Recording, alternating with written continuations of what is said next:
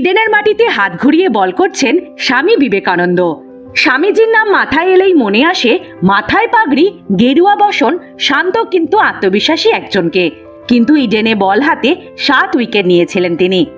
এখন আমাদের দেশে ক্রিকেটের রমরমা হলেও বাঙালির প্রিয় খেলা অবশ্যই ফুটবল। স্বামী বিবেকানন্দ কোনোদিন ফুটবল খেলেছেন কিনা তার কোনো লিখিত প্রমাণ না পাওয়া গেলেও ফুটবলের সপক্ষে সবথেকে বড় স্লোগান বিবেকানন্দ আমাদের দিয়েছেন, গীতা পাঠ অপেক্ষা ফুটবল খেললে তোমরা স্বর্গের অধিকতর নিকটবর্তী হবে। ফুটবলে পদাঘাত না করলেও তিনি যে ক্রিকেট খেলেছেন তার প্রমাণ আছে অদ্বৈত আশ্রম প্রকাশিত স্বামীজির জীবনীতে। এছাড়াও মহেন্দ্রনাথ দত্ত লিখেছেন, ক্রিকেট খেলাকে চলিত কথায় বলা হতো বাটাম বল। বীরেশ্বর ছিল এই খেলার সর্দার।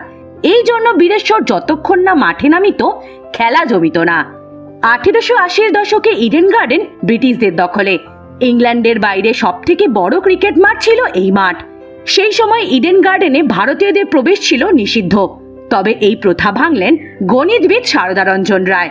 1884 সালে তিনি তৈরি করলেন কলকাতার দ্বিতীয় ক্লাব টাউন ক্লাব। স্বাধীনতা সংগ্রামী হেমচন্দ্র ঘোষের অনুরোধে এই ক্লাবের হয়ে মাঠে নামেন নরেন্দ্রনাথ দত্ত। কবজির মোচড়ে 7 জন ইংরেজ ব্যাটারকে প্যাভিলিয়নের রাস্তা দেখান তিনি। যদিও বিবেকানন্দের কোনো জীবনী গ্রন্থে এই ম্যাচের কোনো উল্লেখ মেলে না, তবে Eden gardens legend and romance বইয়ে বাংলার প্রাক্তন অধিনায়ক রাজু মুখোপাধ্যায় এই ঘটনার উল্লেখ করেছেন।